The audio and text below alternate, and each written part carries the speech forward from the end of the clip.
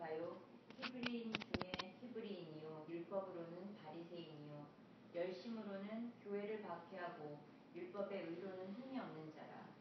그러나 무엇이든지 내게 유익하던 것을 내가 그리스도를 위하여 다 해로 여길 뿐더러 또한 모든 것을 해로 여김은 내 주 그리스도 예수를 아는 지식이 가장 고상하기 때문이라. 내가 그를 위하여 모든 것을 잃어버리고 배설물로 여김은 그리스도를 얻고 그 안에서 발견되려 함이니 내가 가진 의는 율법에서 난 것이 아니요 오직 그리스도를 믿음으로 말미암은 것이니 곧 믿음으로 하나님께로부터 난 의라. 내가 그리스도와 그 부활의 권능과 그 고난의 참여함을 알고자 하여 그의 죽으심을 본받아 어떻게 해서든지 죽은 자 가운데서 부활에 이르려 하노니. 아멘. 3장 1절에 보면 너희에게 같은 말을 쓰는 것이 내게는 수고로움이 없고 너희에게는 안전하니라 라고 사도 바울이 편지에 쓰고 있습니다. 한 25년 전인가 제가 청년부를 가르칠 때 한 청년이 저에게 이렇게 말했습니다. 목사님이 반복하시는 건 이유가 있어서 그렇게 하시는 것이라고 저는 생각합니다. 저는 반복이 매우 중요하다고 생각합니다. 라고 저한테 이야기를 하는데 그런 청년이 처음이었어요. 이 청년이 참 지혜로운 청년이구나 라고 생각했습니다. 우리는 성경을 반복해서 읽죠. 3번 읽은 분, 5번 읽은 분, 10번 읽은 분들은 반복해서 읽는 그 유익에 대해서 잘 알고 계실 겁니다.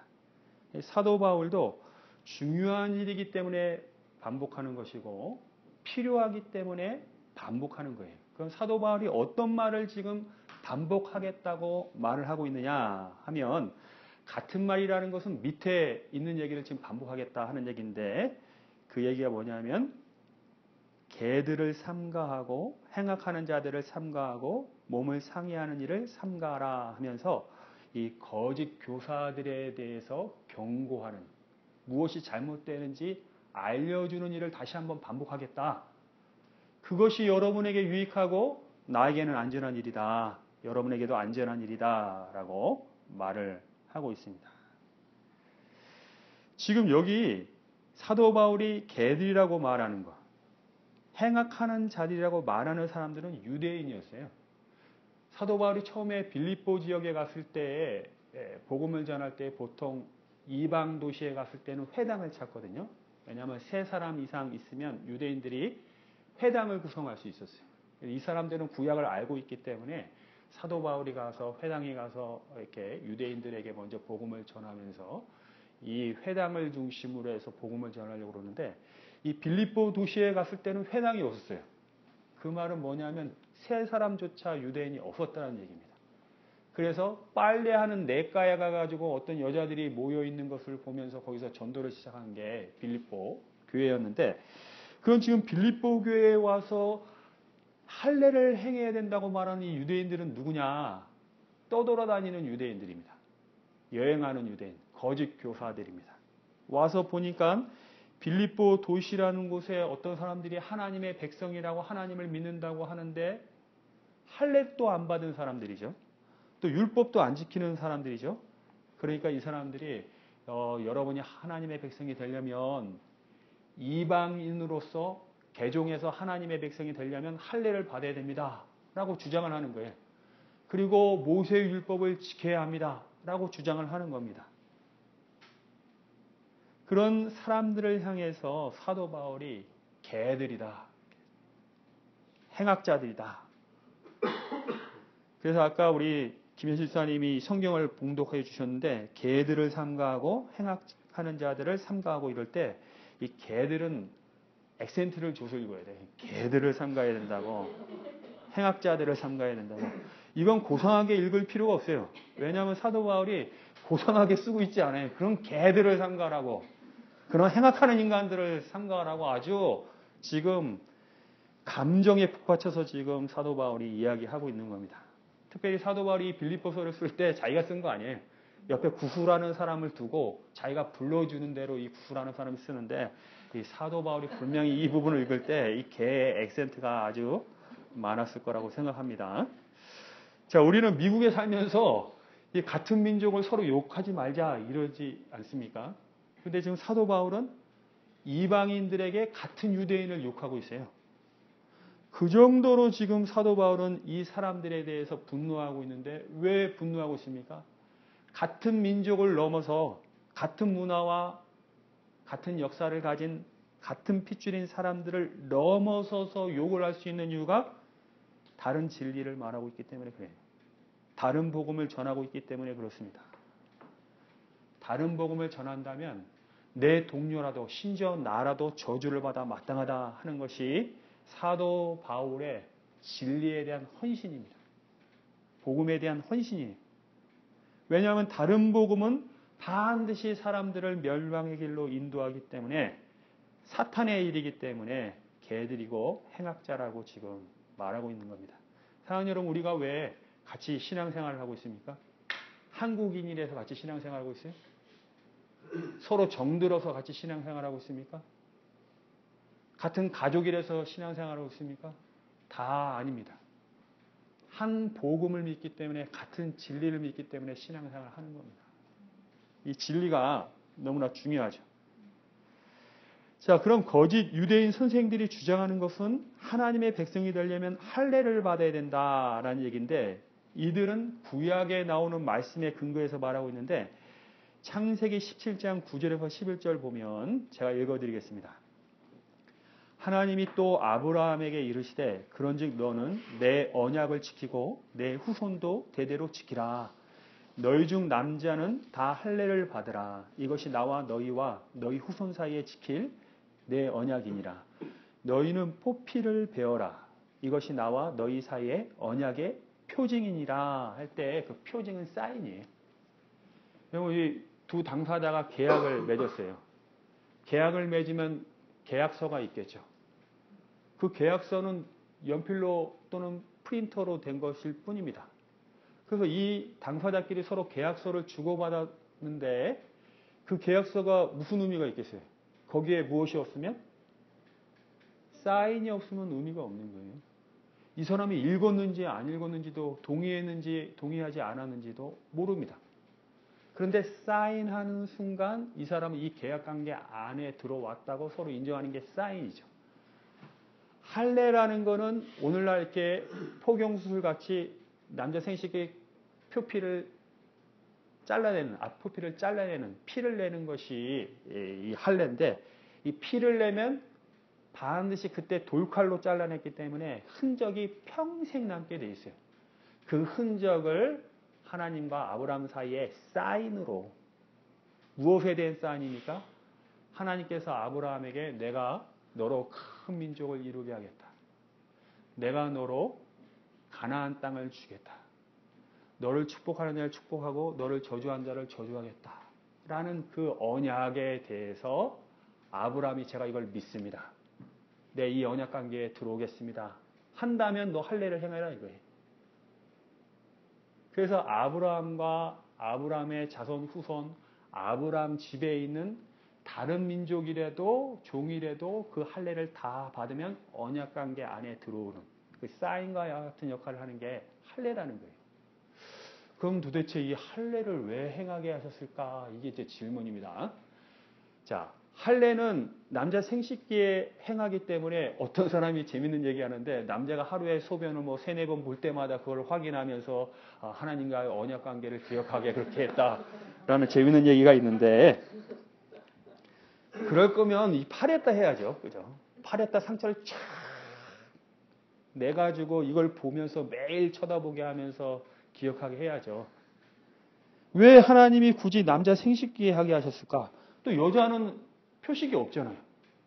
그죠? 여자는 언약관계에 들어오지 못했다 이런 얘기입니까? 그것도 아니잖아요. 그러니까 그 설명이 궁색하고 뭔가 잘못됐는데 이 하나님께서 할례를 행하라고 한 그 시점, 창세기 17장의 시점은 어떤 시점이냐면 아브라함의 후손이 하늘의 별과 같이 바다의 모래와 같이 많을 것이다 하는 그 약속을 믿고 아브라함이 줄창 기다리고 있었어요. 그럼 하나님이 내 자식을 주시겠다 하는데 무자하거든요. 아들이 없거든요. 그러니까 아브라함이 기다리다 못해서 어떻게 하냐면 사라와 함께 상의해서 야 아브라함 당신이 나이가 더 들면 이제 애도 못 낳는다. 나는 아무래도 불임인 것 같다. 그러니까 내 여정 하가를 통해서 당신 핏줄을 이으면 아브라함의 후손인 거 맞지 않느냐. 그 하나님 뜻 그대로 하는 거 아니냐. 그러니까 우리가 더 늦기 전에 우리가 한번 당신 생식 능력이 있을 때 또 하갈과 같이 젊은 여자를 통해서 우리 자식을 낳자 해서 낳은 것이 이스마엘이죠. 그때 아브라함 나이가 86세였어요. 낳았어요. 근데 하나님께서 이스마엘은 약속의 자손이 아니다. 답답하죠. 그리고 나서 몇 년이 더 흘렸냐면 13년이 더 흘렸어요. 그러니까 아브라함이 99세가 되고 사라가 89세가 되니까 이제는 아브라함과 사라가 무슨 생각을 하고 있었냐면 이 약속은 이루어지지 않나 보다. 왜냐하면 사라 같은 경우는 이 경수가 끊겼어요. 생리가 끊겼기 때문에 더 이상 자식을 낳을 수 있는 능력이 없다는 게 육체적으로 지금 확인된 시점이고 아브라함도 99세가 됐기 때문에 나이가 많아서 더 이상 아들을 낳을 수 없는 시점이 돼버렸어요. 그때 하나님이 나타나셔가지고 할례를 행해라 하고 내년 이맘때 네가 아들을 낳을 거다 이렇게 말을 합니다. 그제서야 나타나시는 하나님이라 이거예요.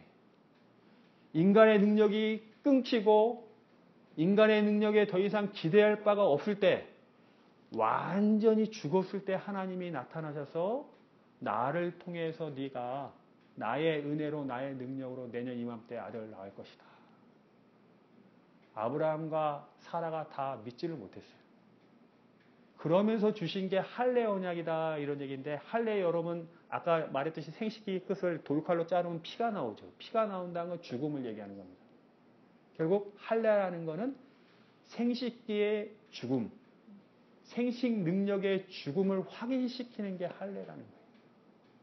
99세가 돼서 생식 능력이 끊어졌어요. 그래서 너의 생식기는 이미 죽었다 해서 피를 내가지고 죽은 것을 확인하는 게 할례 언약이에요. 근데 죽은 데서 뭐가 나왔습니까? 생명이 나왔어요. 이삭이 나왔어요.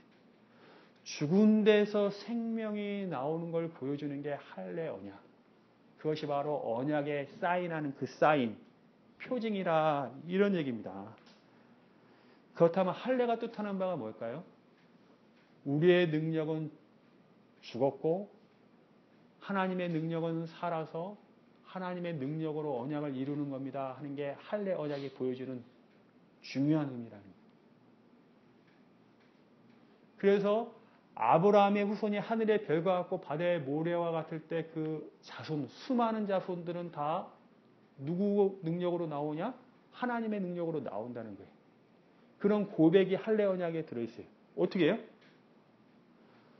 할례 언약이라는 건 네가 아들을 낳거든 무조건 8일 안에 생식끝을 자르라는 거예요. 그러니까 이스라엘 남자들은 무조건 다 이 생식기가 죽은 사람으로 태어나자마자 다 죽게 만들어요. 그러면 이스라엘에서 나온 자손들은 다 죽은 생식기에서 나온 자손들이나 다름없는 거죠. 인간의 능력으로 낳은 것이 아니라는 고백이 할례 언약에 들어있어요. 할례 언약. 그러니까 이 할례라는 거는 정말로 영적인 큰 의미가 있는 겁니다. 하나님의 백성, 하나님 백성의 자손들은 다 인간의 능력에 행함의 능력에 나오는 것이 아니라 하나님의 능력, 하나님의 언약대로 나오는 백성이라고 보여주는 게 이 할례 언약이 보여주는 것이죠. 이 할례 언약의 영적인 의미죠. 그런데 지금 그리스도인들은 할례를 행하고 있지 않아요. 할례를 행하라고 하지 않습니다. 교회에서 애가 태어나면 8일 만에 잘라내지 않습니다. 안 하는 이유가 있어요. 무슨 이유일까요? 예수님께서 이 할례 언약을 완전히 이루셨기 때문에 그렇습니다. 첫째, 예수님이 어떻게 태어나시는가를 한번 보세요. 예수님은 남자의 능력으로 태어나지 않았어요. 처녀의 몸에서 성령의 능력으로 태어나신 분이 예수님이에요. 처녀라는 거는 죽은 생식기나 다름없어요. 남자가 없는데 여자 혼자 애를 못 낳잖아요. 그건 달리 표현하면 죽은 생식기라는 얘기예요. 그 죽은 생식기에 성령이 임하니까 예수라는 생명이 나왔기 때문에 예수님의 출생 자체가 할례의 완전한 성취로 오셨다 이런 얘기죠. 할례의 영적 의미를 보면 우리의 능력으로 하는 게 아니라 하나님의 능력으로 한다는 걸 보여주기 때문에 예수님의 사역을 보면 성령의 능력을 통해 사역을 하신 거죠. 예수님의 전체 사역은 예수님의 능력으로 한 게 아니라 성령의 능력으로 했기 때문에 예수님의 사역을 통해 할례가 완성된 것을 보는 거죠. 그래서 예수님의 출생과 예수님의 사역은 할례 언약의 성취라는 거예요. 성취. 육체에 행한 할례가 중요한 게 아니라 마음에 행한 할례가 중요하다는 거예요.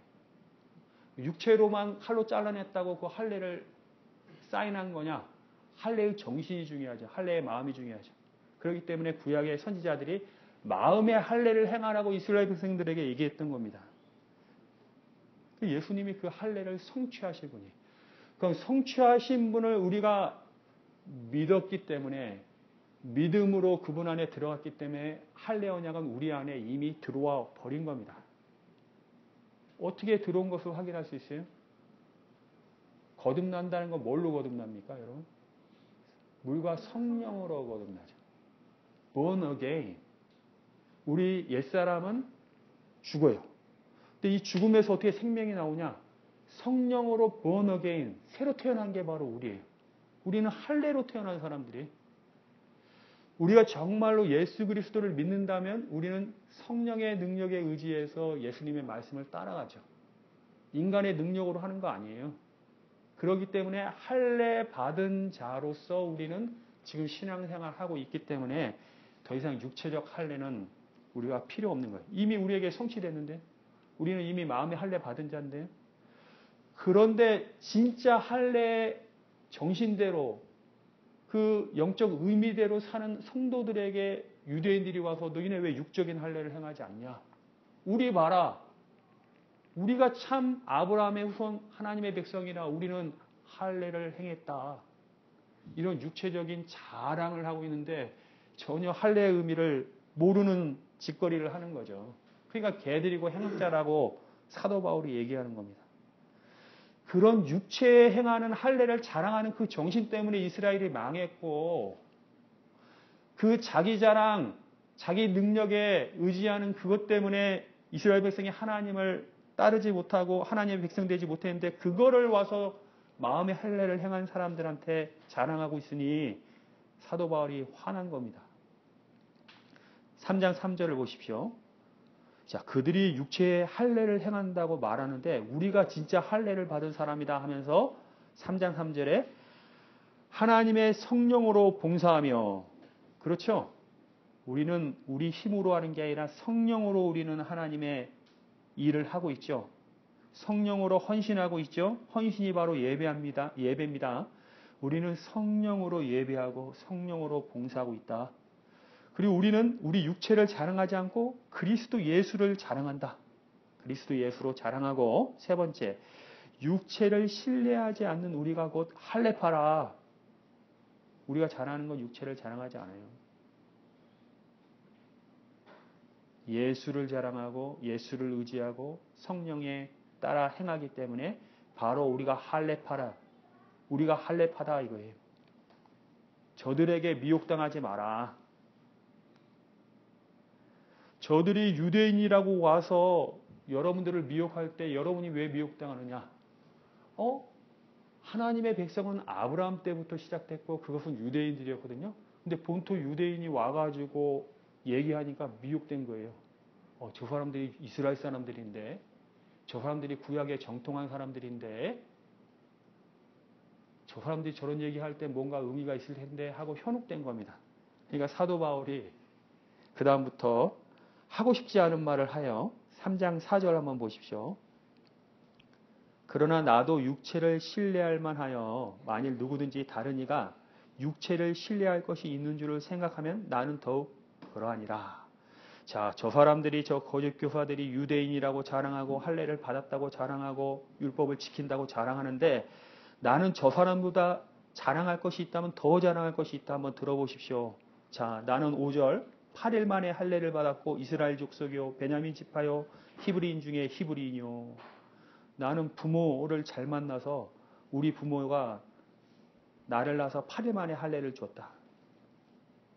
정통 이스라엘 유대인이라 이런 얘기죠.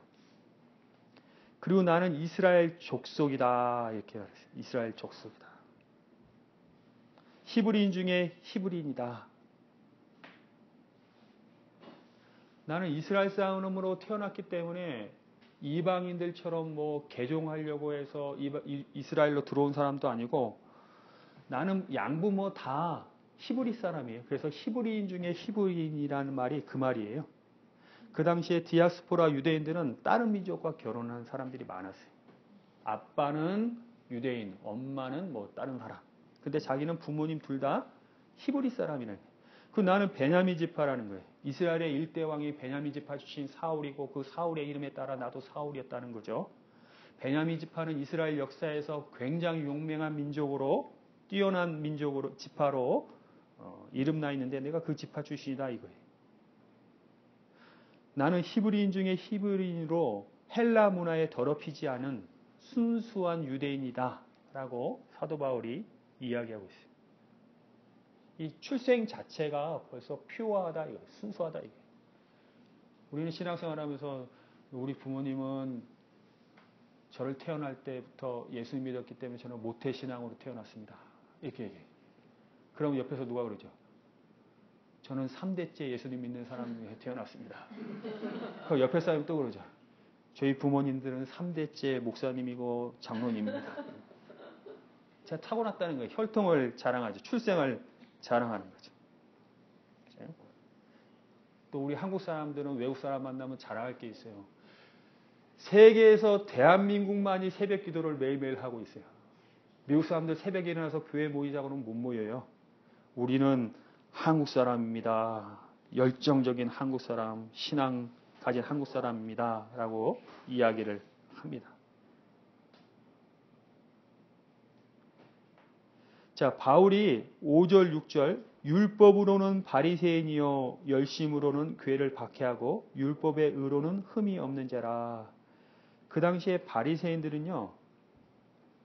사두개파도 있고 바리새파도 있고 뭐 열심당도 있고 그런데 바리새파가 가장 열심히 율법을 연구하고 율법을 지키려고 했던 사람들이 바로 바리새파 사람들이. 열심으로는 교회를 박해했다. 또 바리새파 중에서도 열심당의 기질을 가진 사람들이 있거든요. 이들은 폭력을 써서라도 하나님의 말씀 순수성을 지키기 위해서 열심히 하는 사람이 있죠. 그 열심당적인 기질을 가진 그런 배경을 가진 사람이 바로 사도 바울이다. 그래서 그들은 사도 바울은 폭력으로 교회를 박해를 했어요. 이거 이단들 율법에 어긋나는 사람들 그래서 가정마다 가서 교인들을 잡아다가 재판에 넘기는 사람이 사도 바울이었어요. 율법의 의로는 흠이 없는 자다.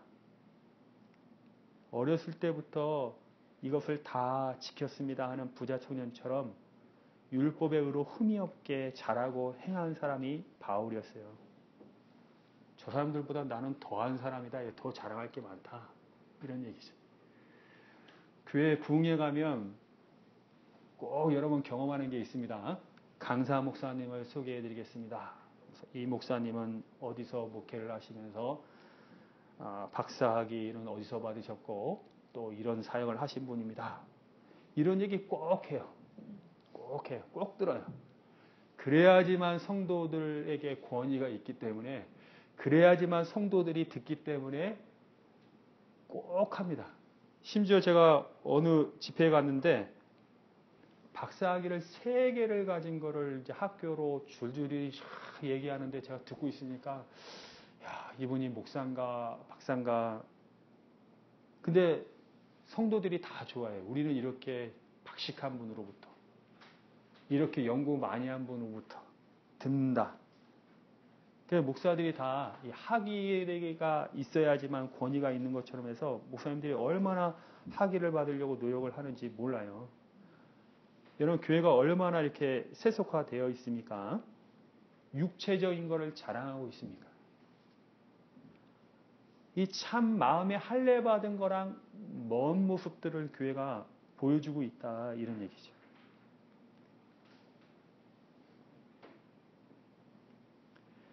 (7절부터) 사도 바울이 고백하는 내용을 한번 9절까지 한번 보시기 바랍니다. 그러나 무엇이든지 내게 유익하던 것을 내가 그리스도를 위하여 다 해로 여길 뿐더러 또한 모든 것을 해로 여김은 내 주 그리스도 예수를 아는 지식이 가장 고상하기 때문이라. 내가 그를 위하여 모든 것을 잃어버리고 배설물로 여김은 그리스도를 얻고 그 안에서 발견되려 함이니 내가 가진 의는 율법에서 난 것이 아니요 오직 그리스도를 믿음으로 말미암은 것이니 곧 믿음으로 하나님께로부터 난 것이라. 의라. 이렇게 얘기합니다.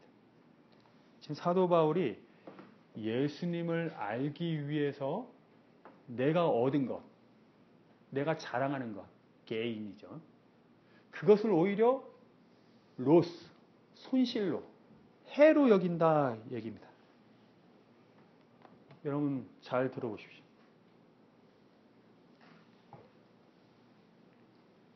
내가 예수님을 믿습니다 할 때 그 믿음은 예수님만 믿는다는 얘기예요. 예수님만 믿는다는 얘기는 다른 걸 다 배척한다는 의미예요. 다른 것이 다 배척될 때만 예수님을 믿는다라는 고백이, 예수님을 의지한다는 고백이 나오는 겁니다. 그러므로 예수님 대신에 예수님보다도 더 의지할 것이 있는 것들은 예수님 믿는 것을 방해하는 해로운 것들이에요. 개인으로 여긴 그것이 바로 로스였다는 거죠. 똥이라는 거예요. 똥, 배설물이라는 거예요. 라비시. 쓰레기라는 겁니다. 이런 거다. 예수님을 아는 거에 있어서. 똥과 쓰레기라고 할 정도로 비하시키는 게 뭐예요? 더럽게 여기고 천하게 여기고 보잘것없는 것으로 가치 없는 것으로 여기는 이유가 뭡니까? 예수님 옆에 두면 그렇게 보이는 거예요. 이런 아름다우시고 선하시고 높으시고 은혜로우시고 사랑스러운 그 예수님을 옆에 둔 것들은 다 천한 것들이에요. 더러운 것들이에요. 그리고 이 예수님을 믿으려고 알아가려고 하는데 방해가 된다면 이런 것들은 정말 엉뚱한 것들이에요. 더러운 것들이에요. 라고 얘기할 수 있어야 된다는 거예요. 제가 최근에 아내한테 재미있는 얘기를 들었는데, 아내가 대학 다닐 때 이 찬양팀 동아리에 있었는데, 그 찬양팀 동아리가 최근에 단체방을 만들어서 막 얘기를 하는데, 이제 찬양팀의 역사가 오래됐으니까 막 30대, 40대 선배들이 있고 그분들이 이제 사회에서 무슨 일을 하는데, 그 얘기가 올라왔대요. 어떤 분은 영국에서 무슨 음악을 담당하고 있고, 어떤 분은 TV 프로그램에서 또 음악을 맡아서 잘하고 있다 하면서 선배 자랑을 탁 하는데, 갑자기 어떤 목사님이, 이 목사님이 제가 잘 압니다. 대학 다닐 때 알았거든요. 이 목사님은 그때부터 머리가 없었어요. 그리고 외모도 되게 보잘것 없었고, 근데 그 목사님이 문자를 툭 하고 카톡에 올렸는데 뭐라고 하냐면, 무로 돌아가면 평안하리라. 이렇게 했어요. 무로 돌아가면 평안하리라. 도서 같은 얘기인데, 오늘 말씀에 비춰보면 다 그것을 해로운 것으로 여기면 평안하리라. 그런 것들을 다 쓰레기로 여기면 예수님이 보일 것이다. 그제서야 예수님을 믿을 수 있을 것이다. 라는 말을 난데없이 올렸죠. 그 뒤에 누가 동의했는지는 모르겠어요. 이런 믿음이 있어야 돼요. 다 쓸데없는 소리하고 앉았다. 쓸데없는 소리, 쓸데없는 거 자랑하고 있다. 이거죠. 쓸데없는 거에 집착하고 있다. 이거예요. 그것 때문에 믿음이 안 된다고 얘기할 수 있는 그런 사람, 그런 믿음, 그런 선언들이 있어야 돼요. 쓸데없는 짓 하지 말라고. 쓸데없는 거 추구하지 말라고. 그럼 여러분 중에 누가 대답할 겁니다. 질문할 거죠. 그러면 우리가 공부하는 것도 쓰레기고, 우리가 가족을 사랑하는 것도 똥과 같이 여겨야 되고 우리가 가진 모든 것이 다 해로운 것입니까? 그게 해로운 것인지 아닌지 제가 구별하는 방법 알려드릴게요. 부자 청년에게 예수님이 말씀하셨죠. 네 소유를 다 팔아 가난한 사람에게 나눠주고 너는 나를 좇으라. 그랬을 때 여러분이 가지고 있는 것을 팔아서 놔두고 예수님을 좇을 수 있다면 그런 쓰레기도 아니고 해로운 것도 아니에요. 그건 오히려 도구로 하나님을 섬길 때 쓸 수 있는 것들이에요. 근데 그것 때문에 예수님을 따르는데 방해가 되고 그거에 집착하지 않으면 그건 똥이에요. 그건 쓰레기예요. 그건 힘이 없는 겁니다. 그건. 그게 기준입니다. 이런 얘기하면 과격하다고 그래요. 이런 얘기를 어느 교회 가서 마이크 잡고 설교할 수가 없어요. 꼭 그렇게까지 말해야 되냐고 얘기합니다. 그렇게 티나게 목회하고 신앙생활 해야 되냐고 물어봅니다. 사도 바울이 이렇게 얘기하고 있는데 그걸 그대로 얘기했는데도 그걸 싫어한다고 그러면 이 사람들은 거짓 유대교 교사들처럼 자기의 세상적인 것을 의지하고 세상적인 것을 자랑하고 세상적인 것을 집착하는 사람들 아닙니까? 여러분들에게 그런 믿음이 있습니까 지금요? 네 소유를 다 팔아 가난한 사람에게 주고 나를 좇으라 하는 예수님 말씀. 그 말씀에 비추어 봐서 여러분이 가진 것들을 좀 평가했으면 좋겠어요. 자, 10절 11절 내가 그리스도와 그 부활의 권능과 그 고난의 참여함을 알고자 하여 그의 죽으심을 본받아 어떻게 해서든지 죽은 자 가운데서 부활에 이르려 하노니. 제가 이제 좀 어려운 말씀을 드리려고 해요. 사도 바울이 아까 8절에서 내가 모든 것을 해로 여김은 내 주 그리스도 예수를 아는 지식이 가장 고상하기 때문이다. 이렇게 말했습니다. 내 주 그리스도 예수를 아는 지식이 뭔가요? 그것은 예수 그리스도의 고난과 죽음과 부활을 아는 것이 바로 예수 그리스도를 아는 겁니다. 그 예수 그리스도의 십자가의 죽음과 부활을 아는 것이 예수님을 아는 것인데 이 예수님을 알기 위해서 방해가 되는 것들 또 회방을 놓는 것들은 다 쓰레기고 똥이다. 버려야 된다. 배설물이다. 라고 얘기하는 거예요. 그럼 예수의 죽음과 부활이라는 건 뭡니까? 여러분 예수님의 죽음을 한번 묵상해 보십시오. 예수님의 죽음의 의미가 뭔가? 오로지 그 예수님의 죽음을 통해서만 부활의 길이 연결되어 있어요. 예수 죽음 밖에 있는 송병헌의 죽음이나 김지사, 이지사님의 죽음을 통해서는 부활이 연결되어 있지 않고 오직 예수님의 죽음을 통해서만 그 길만 부활과 연결되어 있어요. 그렇다면 우리는 예수 그리스도 안에서 예수와 함께 죽어야지만 부활의 길로 간다는 거예요. 그럼 도대체 예수 그리스도의 죽음이라는 게 무엇이냐? 바로 하나님께 전적으로 순종한 죽음이다. 첫 번째 아담이 하나님과 같이 되려고 하나님으로부터 독립하고 내 스스로 하나님이 될 수 있다고 자기 통제하고 자기 독립해서 자기 삶을 살려는 그런 삶이 아니라 철저히 하나님 앞에 순종해서 죽은 그 죽음만이 예수 그리스도의 죽음이라고 얘기하는 거예요. 그거는 바로 우리 육체를 자랑하려는 그 옛자가 완전히 배제된 전적으로 순수하게 하나님께 순종했던 그 순종을 통한 죽음이 바로 그리스도의 죽음이다. 그 죽음에 동참하는 자만이 부활하신 예수님의 부활에도 동참하는 거예요. 그렇기 때문에 사도 바울이 다른 거에 집착하는 인간들을 다 똥이고 배설물이고 행악자고 개들이라고 얘기하는 겁니다. 그런데 집착하면 그렇게 죽으면 그 죽음은 죽음으로 가는 거예요. 그런 걸 다 버리고 예수 그리스도의 죽음에 동참한 자만이 그 부활에 참여할 수 있다. 사도 바울은 이 죽음의 과정을 날마다 이제 새롭게 하면서 나아가는데, 그건 다음 주 시간에 제가 말씀을 드리는데, 사는 여러분, 이제 말씀을 마치려고 하는데요. 여러분이 생각하는 gain, loss, 이익과 손해라는 게 무엇입니까?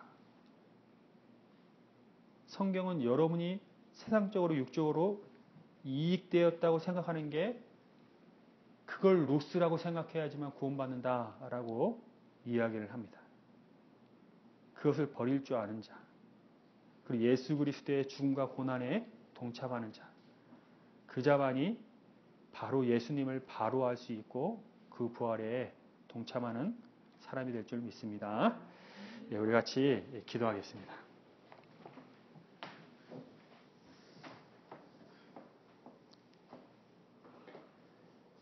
주님, 아담과 같이 우리는 우리의 육적인 것을 자랑하려고 하고, 우리 육적인 것을 의지하려고 하고, 또 그것에 집착하면서 그것을 붙들음을 통해서 예수님의 십자가의 길을 가지 못할 때가 많이 있습니다. 진리의 말씀으로 이 시간 하나님께서 우리에게 말씀해 주셨사오니, 이런 모든 것이 예수님을 아는 데 있어서 해가 됨을 알게 하여 주시고, 배설물임을 알게 하여 주시고, 예수님 안에서 예수님의 부활과 죽음과 고난의 동참함을 통해서 우리가 가진 것들이 오히려 하나님의 영광을 위해 쓰임받는 그런 일로 변화되도록 주님 역사하여 주시옵소서. 이 모든 말씀 예수님의 이름으로 기도드리옵나이다. 아멘. 예, 우리 찬양하겠습니다. 보소서 주님, 나의 마음을 선한 것 하나 없습니다.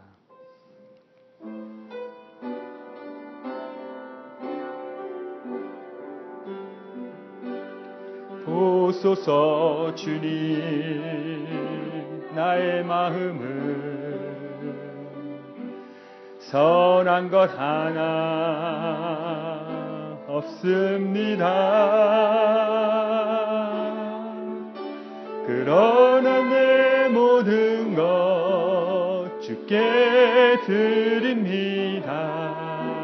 사랑으로 안으시고 날 새롭게 하소서. 주님 마음 내게 주소서. 내 아버지 주님 마음 내게 주소서. 나를 향하신 주님의 뜻이 이루어지도록 주님 마음 내게 주소서. 주님 마음 내게 주소서. 주님 마음 내게 주소서. 내 아버지 주님 마음 내게 주소서.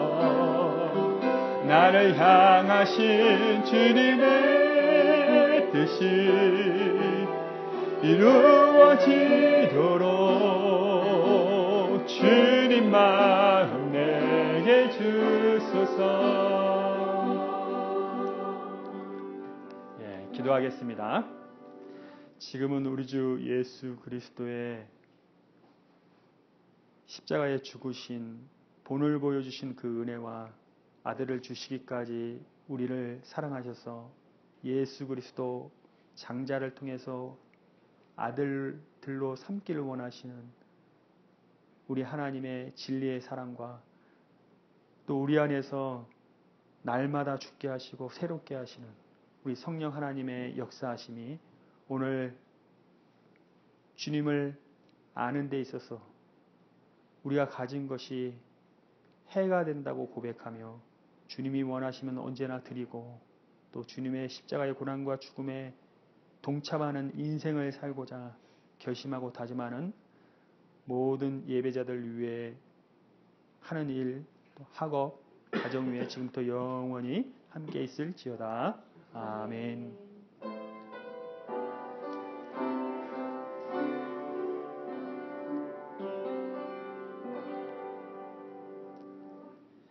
예, 예배 마쳤습니다. 감사합니다.